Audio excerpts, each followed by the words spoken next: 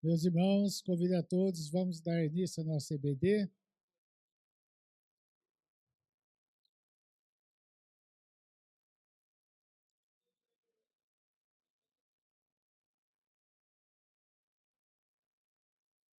Vamos para o novo céu.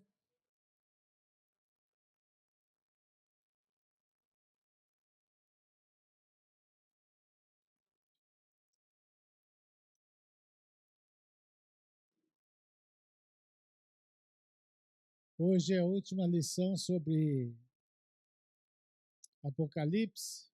Então, convido a todos a se assentarem.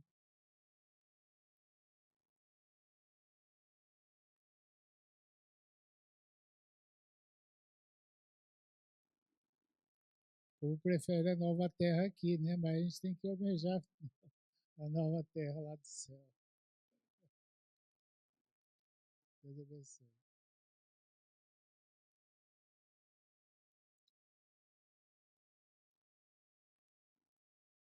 Vamos, meus irmãos, eu convido a todos. Podia fechar aqui. Tem um reflexo também. Liga o ventilador.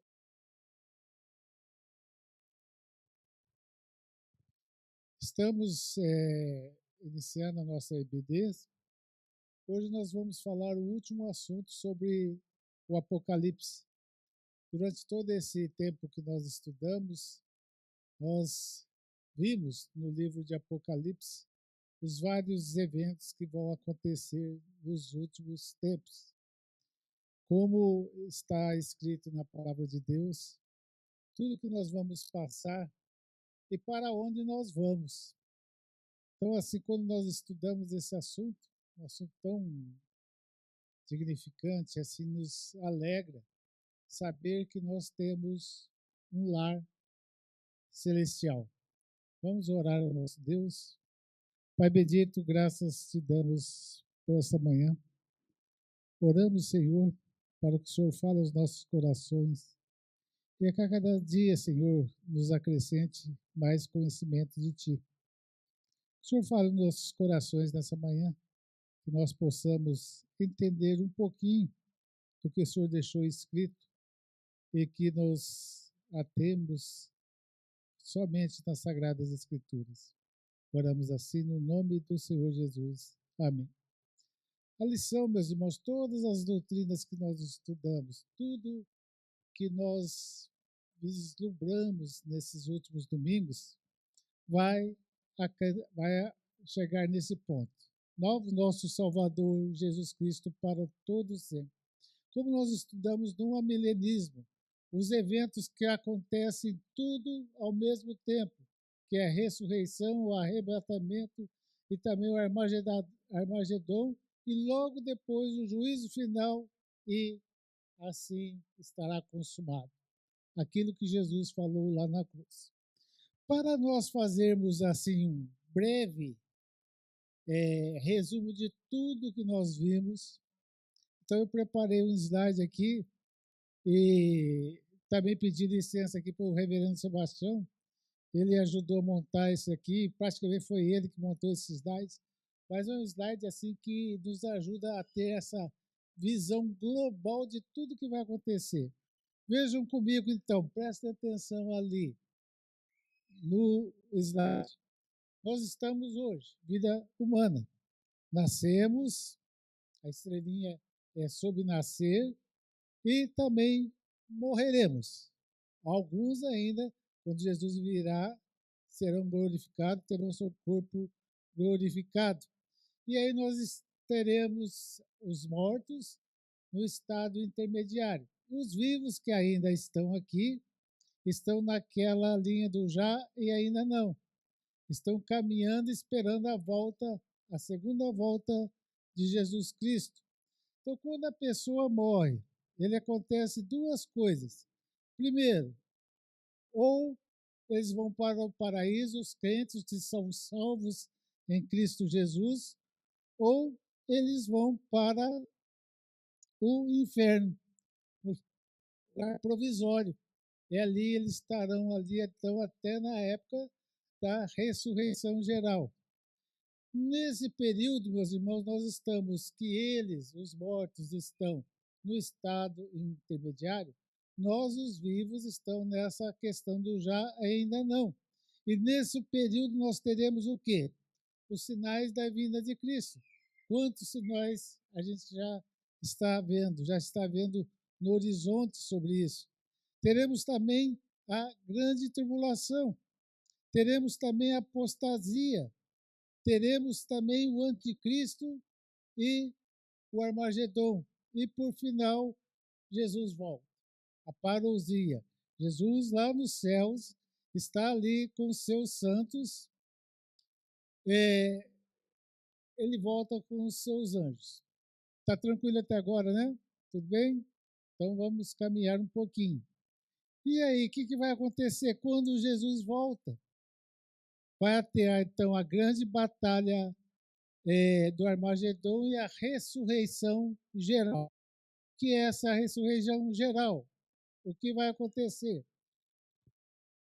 Os que estão com Cristo em espírito serão ressurretos com o corpo glorificado. Aqueles que estão no inferno também voltarão com o corpo, e aqueles que serão transformados. Então, todo esse grupo será a ressurreição geral. E aí teremos nesse ponto, então, o encontro com Jesus nos ares. Aqui é o que muita gente fala do arrebatamento, que é aquela novela todinha que o dispensacionalismo prega. Aqui é um evento bem rápido e bem pequeno, tudo juntinho no mesmo evento. Então, com o encontro de Jesus Cristo, o que acontece depois disso, meus irmãos? Teremos então as bodas do Cordeiro e teremos o julgamento no trono branco e o tribunal de Cristo. Ali é o grande julgamento. Ali é o juízo final. A última coisa que vai acontecer. Jesus vai julgar os vivos e os mortos, e os vivos, os salvos, estarão com ele eternamente, e os mortos, o que vai acontecer com ele? É isso que nós vamos olhar agora. Aqueles que não forem salvos, aqueles que estavam no inferno, que voltaram para a ressurreição geral, eles então estarão caminhando para o lago do fogo com a besta e o falso profeta, como nós vimos na última aula, com Satanás e os anjos caídos e também os homens ímpios. E o que vai acontecer com os salvos? Nós estaremos nos novos céus e na nova terra. É para lá que nós vamos. Então, tudo que nós estudamos nesses últimos domingos sobre o Apocalipse vai consumar nesse ponto. Então, nós temos assim, um breve resumo, nós temos a vida humana, depois nós temos o estado intermediário, depois nós temos o período do já e ainda não, teremos logo depois também esse evento das últimas coisas que serão a tribulação, a apostasia, o anticristo, o Armagedon.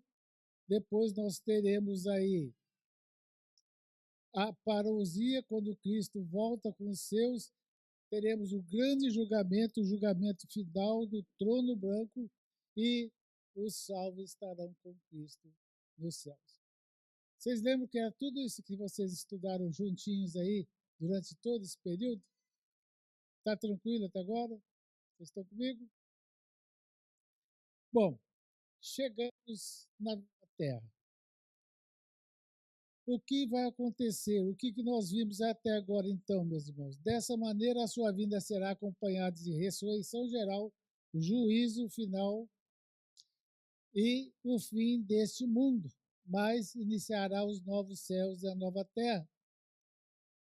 Anthony Huckman, ele fala sobre isso. O amilenista compreende a segunda vinda de Cristo como um evento único, aquilo que a gente falou do já e ainda não.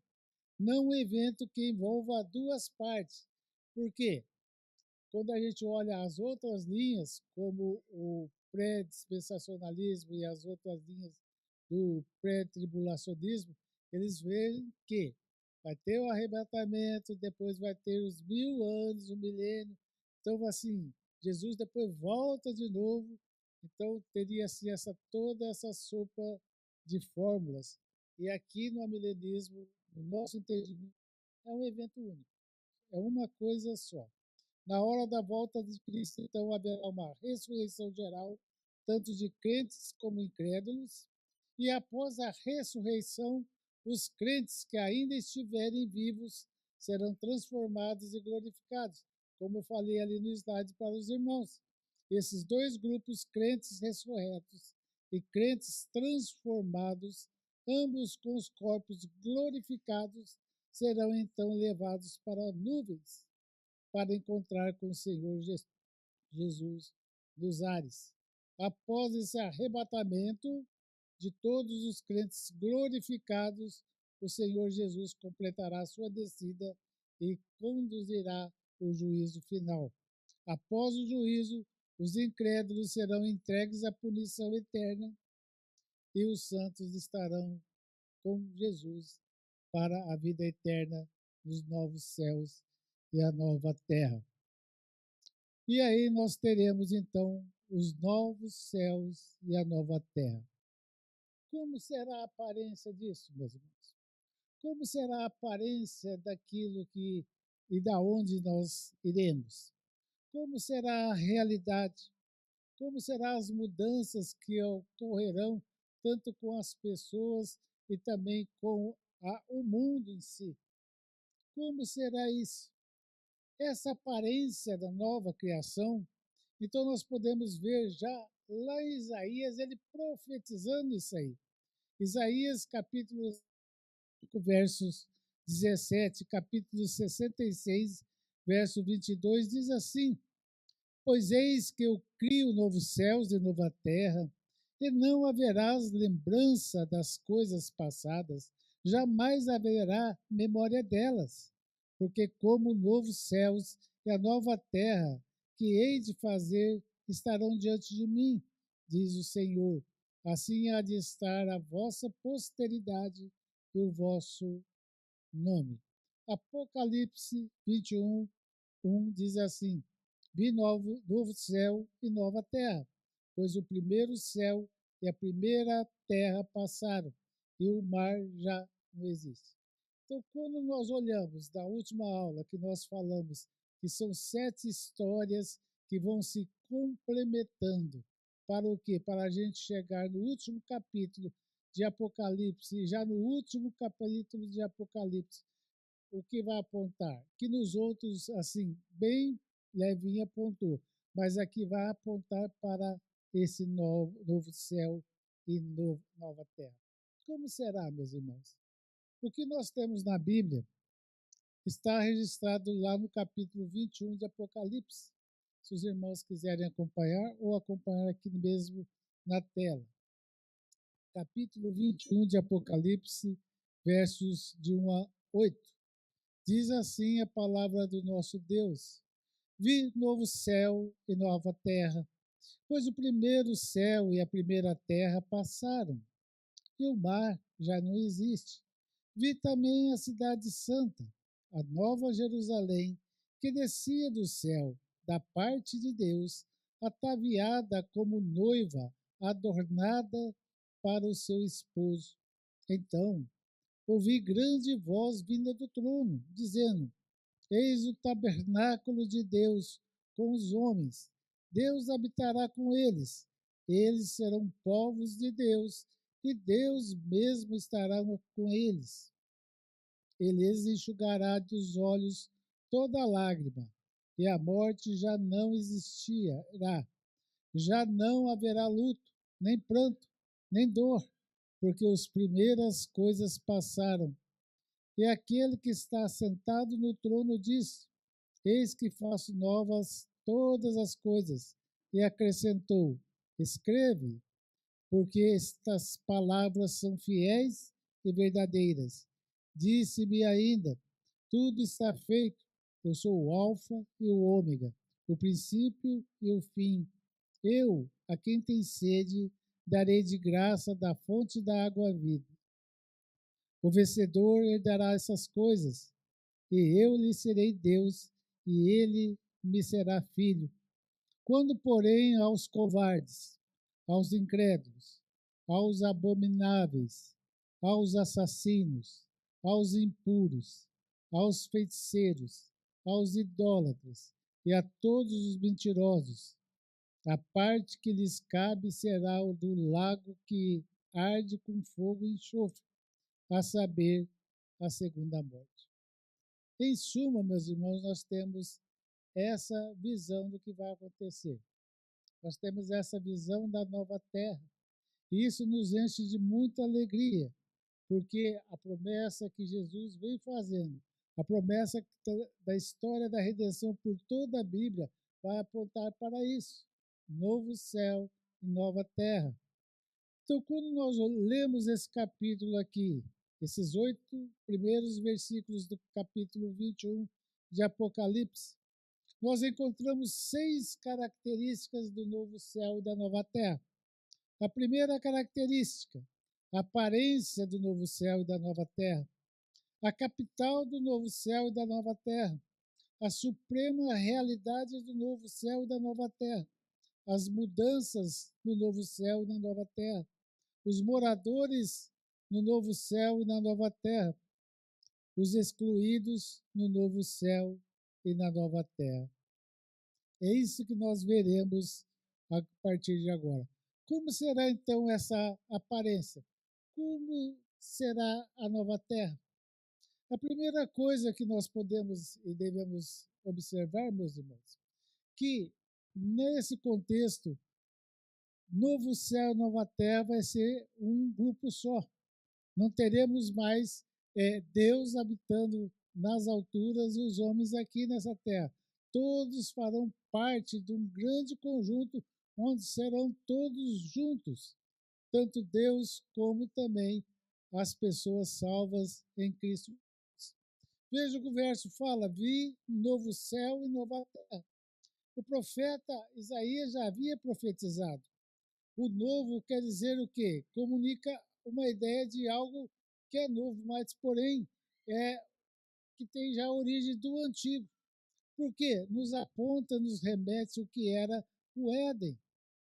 Só que o mundo caiu no pecado. Aí nós participamos dessa terra onde jaz o maligno, jaz o pecado. E o novo pacto é procedente do velho. O novo mandamento é procedente do velho. A nova Jerusalém tem sua fonte na antiga Jerusalém. Veja então como continua o texto. Pois o primeiro céu e a primeira terra passaram, e o mar já não existe. Parece assim que assim, de vendo a primeira versão, assim, a primeira ideia que a gente tem, não vai ter mais água. Vai ter a água no céu, meus irmãos. Vai ter água na nova terra. Por quê? A prefiguração, o simbolismo que mostra o céu é a questão dos mares. Por exemplo, as ondas, as grandes marés, está apontando para as tribulações que nós temos nessa nova terra, nessa antiga terra. E vai mostrar o quê? Que no novo céus, na nova terra, nós vamos ter um ambiente de equilíbrio, de tranquilidade. Então, segundo o apóstolo João, o mar representava o perigo, a separação. O próprio João estava numa ilha quando escreveu este livro. João está afirmando que essa nossa comunhão no céu será perfeita, plena e eterna. E as águas tempestuosas simbolizam, então, essas nações que a gente tem nesse mundo agora. Quando todas as nações serão derrubadas e teremos um reino com Jesus, um reino eterno. O segundo ponto, como será a capital desse novo céu e na nova terra? Vejam, vi também a cidade santa, a nova Jerusalém, do verso 2. Essa Jerusalém é chamada nova em contraposição àquela terrena, a Jerusalém da Palestina.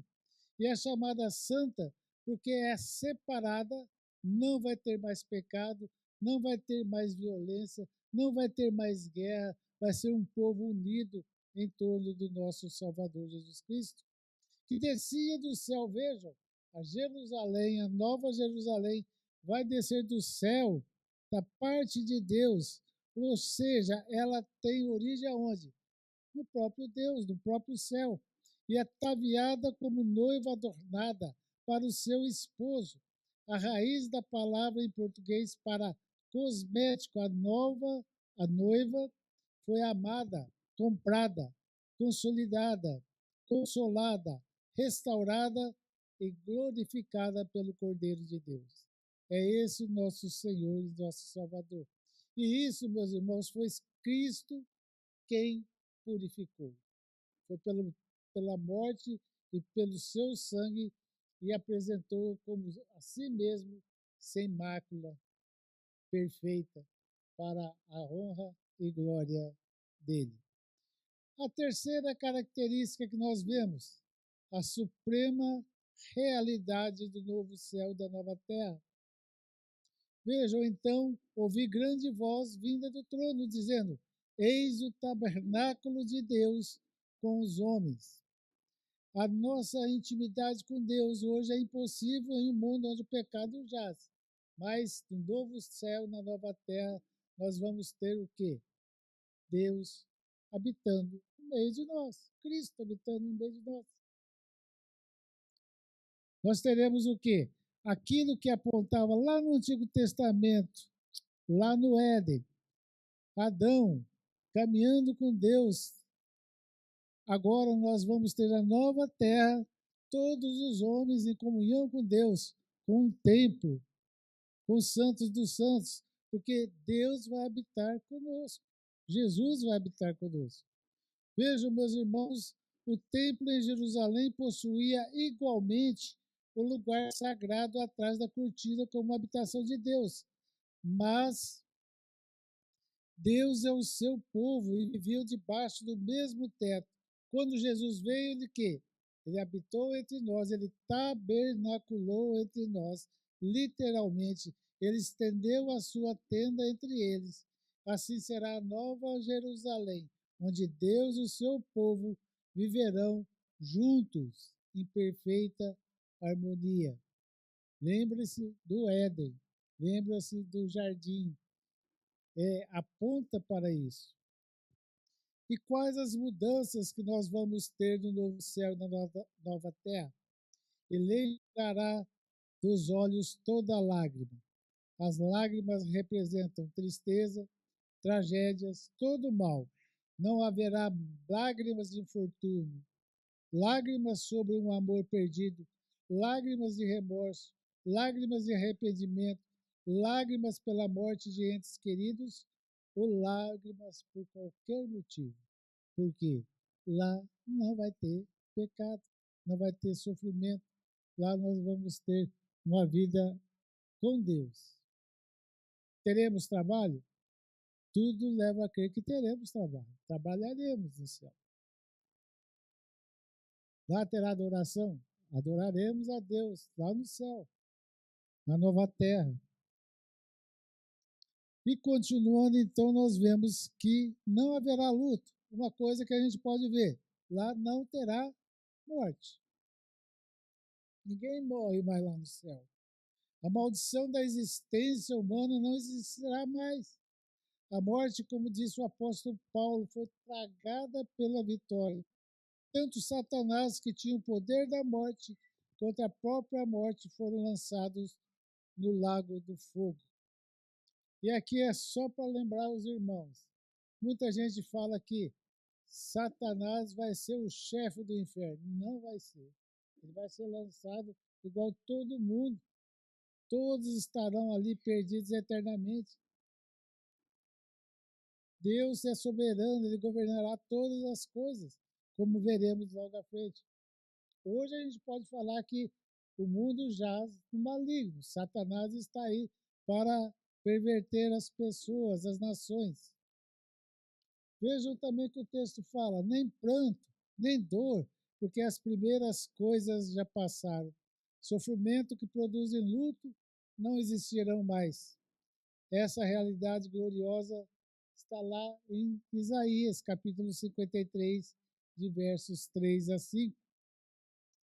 E também, meus irmãos, lá no céu, as mudanças, e acrescenta aí no verso 5, escreve, porque essas palavras são fiéis e verdadeiras, que não perde o valor com o passar do tempo. Passará a terra e o céu, porém as minhas palavras não passará. Isso é a promessa de Jesus. O que nós podemos olhar então, meus irmãos? Tudo é novo.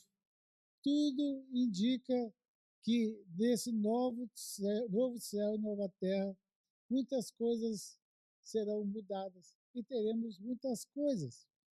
Por exemplo, o que não estará no céu ou na nova terra?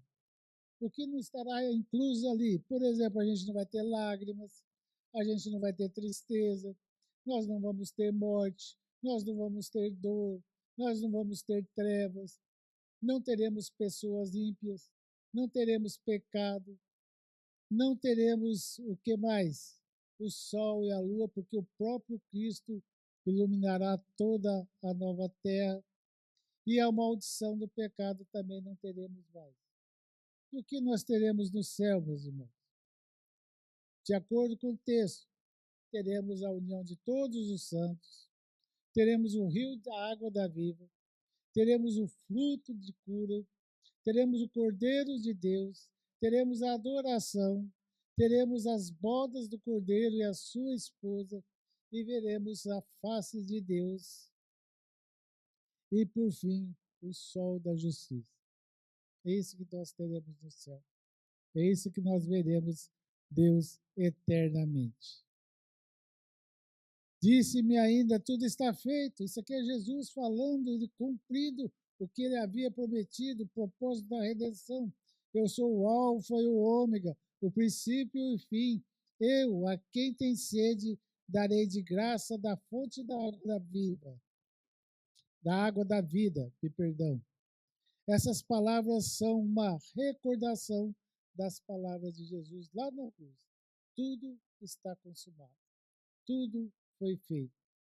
Essas palavras de Jesus marcam, então, a conclusão da obra da redenção. E aí todos habitarão com ele no céu. E quem serão os moradores, meus irmãos? Eu, a quem tem sede, darei de graça da fonte da água viva. Em primeiro lugar, um cidadão do céu descrito com tem sede. Sede de justiça, sede da palavra de Deus, sede da comunhão com Deus, sede de adorar a Deus, sede de viver em unidade com as outras pessoas. Essa é a descrição final lá do céu, lá da nova terra. Veja o verso 7. O vencedor herdará essas coisas, e eu lhe serei Deus, e ele me será filho. Vejam, meus irmãos, que aqui nós temos um aspecto tão bonito. Lá nós seremos chamados realmente de filhos de Deus, na sua perfeição. Mesmo nessa vida é um privilégio o crente ser filho de Deus. Mas lá no novo céu e na nova terra, quando os crentes entrarem na sua herança, essa adoção será então definitiva. E todos nós que somos salvos em Cristo Jesus, seremos chamados filhos de Deus. Olha que coisa maravilhosa isso da nossa vida. E por fim, meus irmãos, quem serão excluídos no novo céu e na nova terra? Vejam que esse versículo, meus irmãos, ele resume praticamente toda a teologia do pecado. Veja o verso 8.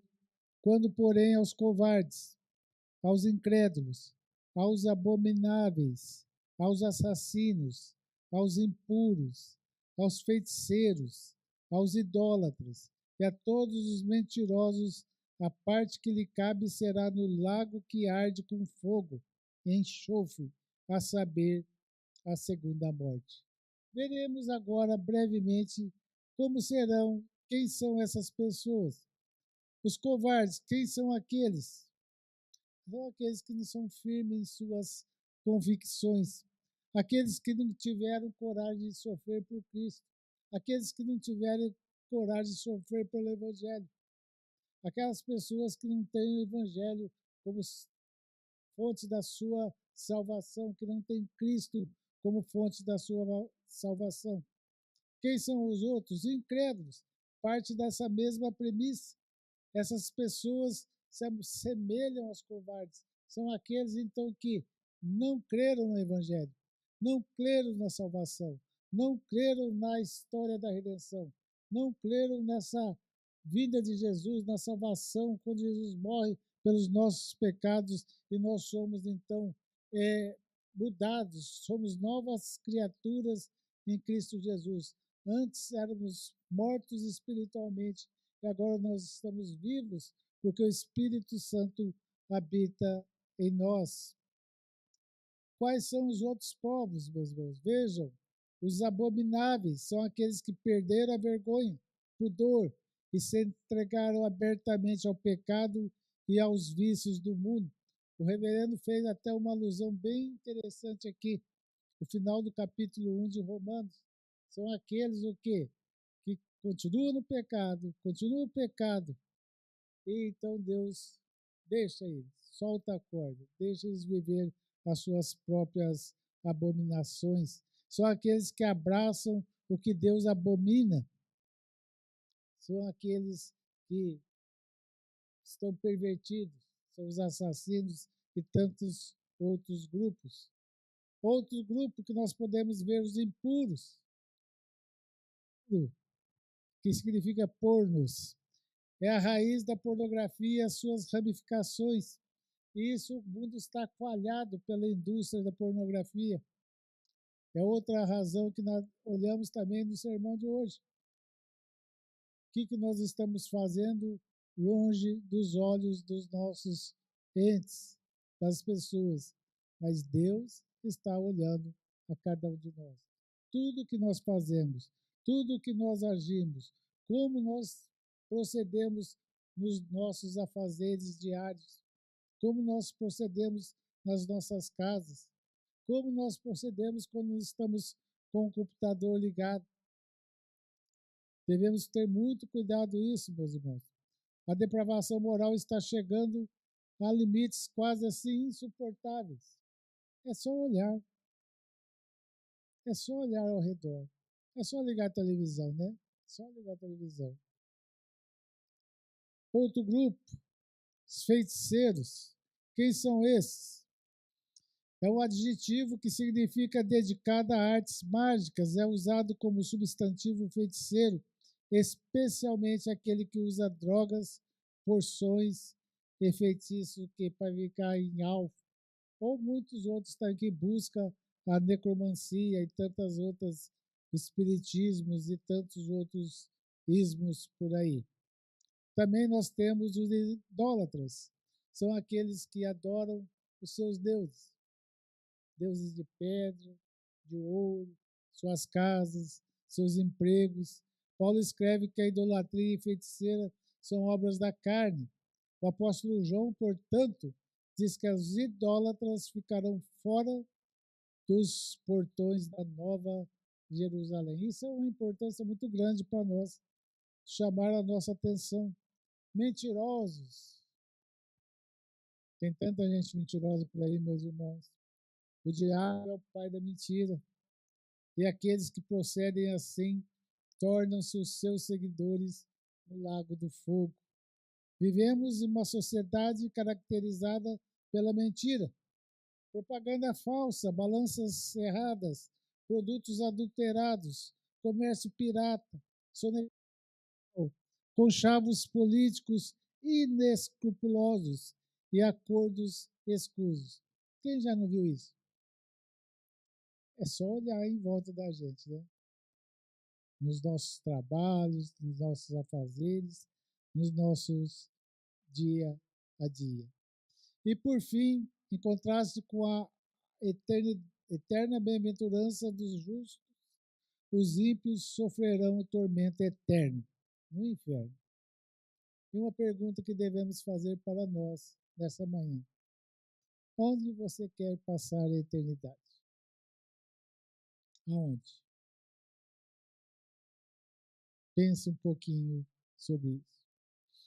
Concluindo essa lição, meus irmãos, para dar algum tempo os irmãos perguntarem alguma coisa, o ensino do novo céu e da nova terra deve encher o nosso coração de esperança, coragem.